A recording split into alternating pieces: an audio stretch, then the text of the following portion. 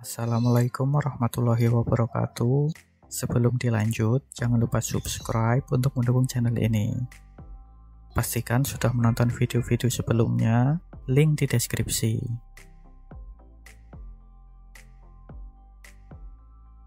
Di video sebelumnya, objek cube dan UV sphere diberi animasi dengan cara memasukkan keyframe secara manual. Blender memiliki fasilitas membuat keyframe secara otomatis. Contohnya akan dipraktekkan pada objek silinder ini. Ubah workspace ke animasi.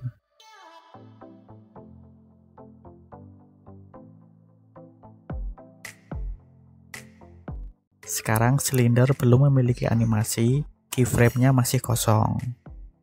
Tombol auto keyframe-nya adalah yang ini. Klik untuk mengaktifkan, klik sekali lagi untuk menonaktifkan. Sekarang diaktifkan dulu.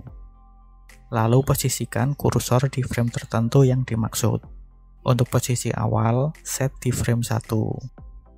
Lalu lakukan transfer pada objeknya. Misalnya digeser move di Z-axis.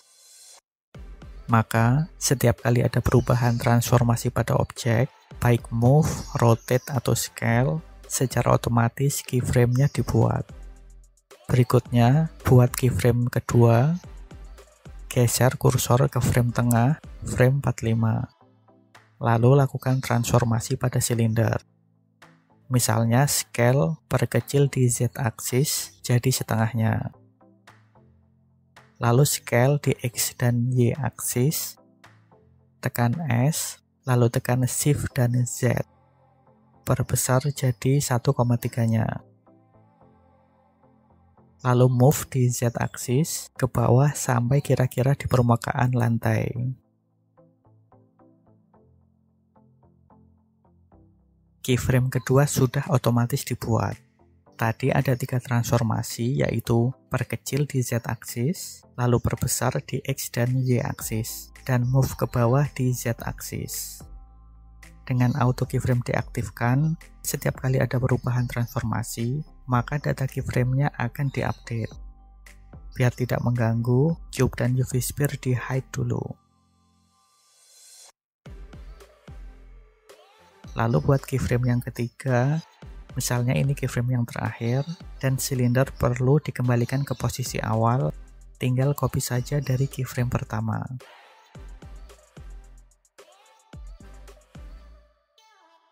Untuk melihat hasilnya, klik play.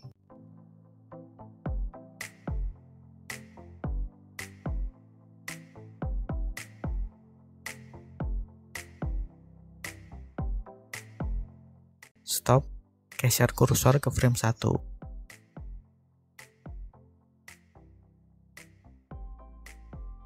Setelah keyframe dibuat, maka animasinya masih bisa dimodifikasi di Dropsheet Timeline Editor atau bisa menggunakan Graph Editor. Modifikasi animasi biasanya mengubah bentuk objek, mengubah kecepatan gerak, dan sebagainya. Untuk contoh penggunaan Graph Editor, ubah kamera view ini jadi Graph Editor. Tampilannya seperti ini, ada kursor dan nomor frame-nya juga. Biar terlihat lebih mudah, lakukan alignment, luruskan kursor dan nomor frame-nya dengan yang ada di Dropsheet Editor.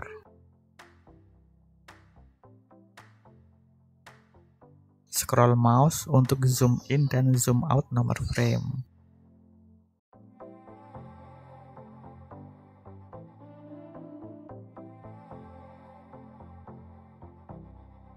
Kalau kursor di Graph Editor digeser, maka yang di Dropsheet juga ikut bergeser, dan juga sebaliknya. Klik segitiga kecil ini untuk menampilkan semua channel animasinya. Location XYZ, Rotation XYZ, dan Scale XYZ. Cara membaca grafik ini, sumbu mendatar adalah nomor framenya atau bisa juga diartikan sebagai waktu. Lalu sumbu vertikal adalah nilainya, yang satuannya sama dengan yang ada di objek properties ini.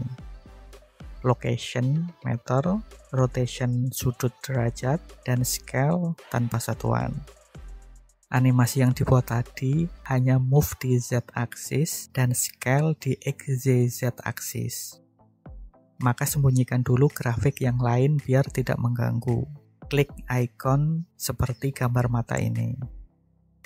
Klik Z location, maka grafiknya di-highlight. Grafik garis biru ini menampilkan lokasi silinder di Z-axis. Cara membaca grafiknya, di frame 1, lokasi silinder ada di sekitar 8 meter. Lalu menurun terus sampai di frame 45. Lalu dari frame 45 sampai frame 90 naik. Di garis biru ada titik hitam, bisa diklik. Titik ini adalah keyframe sama dengan yang ada di topsheet. Kalau diklik muncul control handle untuk memodifikasi bentuk grafik. Jika grafik ini dimodifikasi atau diubah-ubah, maka animasi pada objek silinder juga ikut berubah. Misalnya di keyframe yang tengah, sekarang Z lokasinya ada di sekitar 1 meter. Coba titiknya digeser ke 4. Setelah diklik, tekan G.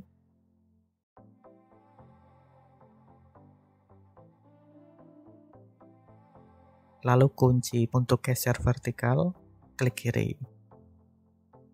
Coba di play. Silinder animasinya berubah turun hanya sampai di 4 meter. Kembali ke posisi yang tadi, undo. Secara default, bentuk grafik interpolasinya antara dua titik keyframe adalah Bezier curve yang seperti huruf S. Objek bergerak melambat di awal, cepat di tengah, dan melambat lagi di akhir. Bentuk ini bisa diubah menggunakan control handle di setiap keyframe. Contoh ekstrimnya seperti ini. Dibuat naik sedikit di awal dan akhir, lalu semakin melambat di keyframe tengah.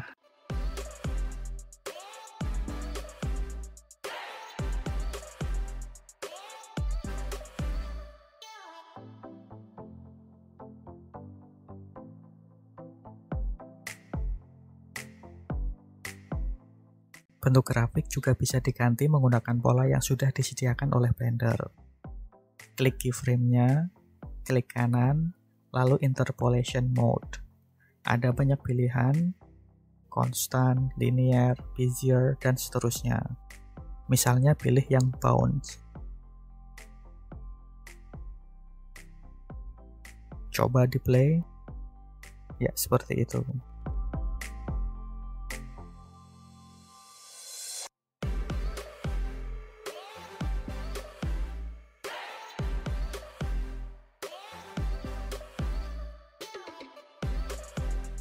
Tapi kali ini pilih yang linear saja.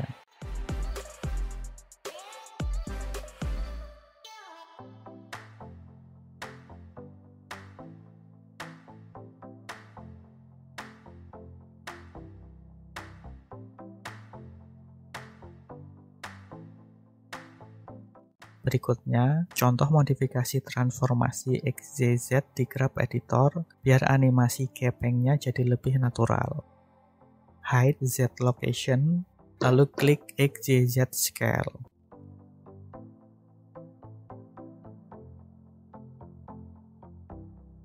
Dari awal frame, silinder sudah mulai gepeng, jadinya kurang natural. Harusnya silinder menyentuh lantai dulu baru mulai gepeng. Dicoba di frame 30, silinder baru mulai berubah bentuk. Select semua keyframe awal dan akhir, lalu scale, tekan S, kunci di X, geser mouse.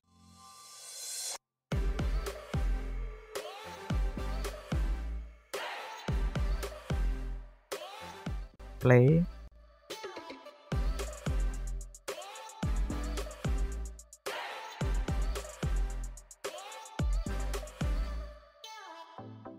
Ubah interpolasinya jadi linear.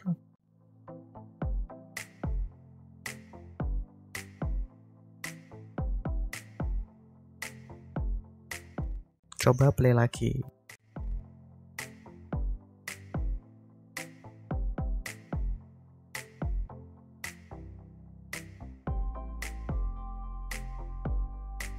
Harusnya di frame ini, silinder sudah mulai menyentuh lantai.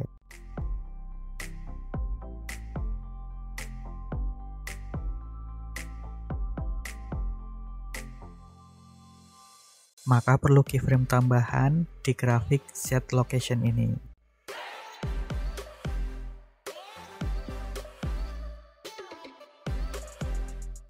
Klik kanan Insert Keyframe atau tekan I di keyboard, pilih Only Selected. Lalu samakan posisinya dengan Z Scale.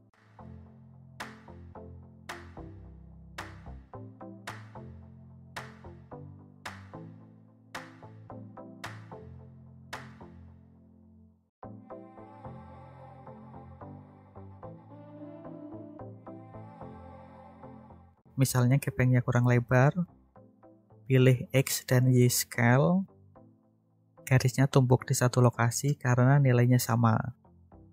Select keyframe tengah, lalu geser ke atas untuk menaikkan nilai scale-nya. Misalnya dari 1,3 jadi 2 kalinya.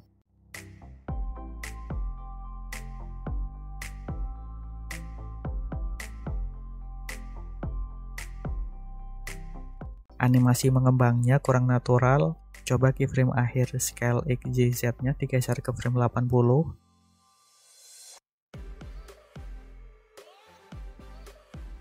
Grab di X.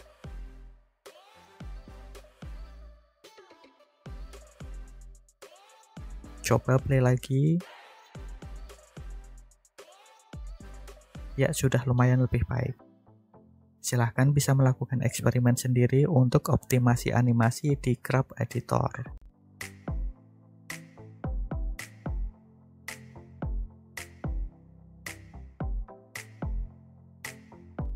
Video lanjut di part berikutnya, link di deskripsi. Jika ada pertanyaan, silahkan tulis di komentar. Jangan lupa subscribe untuk mendukung channel ini. Terima kasih sudah menonton, semoga video ini bermanfaat. Wassalamualaikum warahmatullahi wabarakatuh.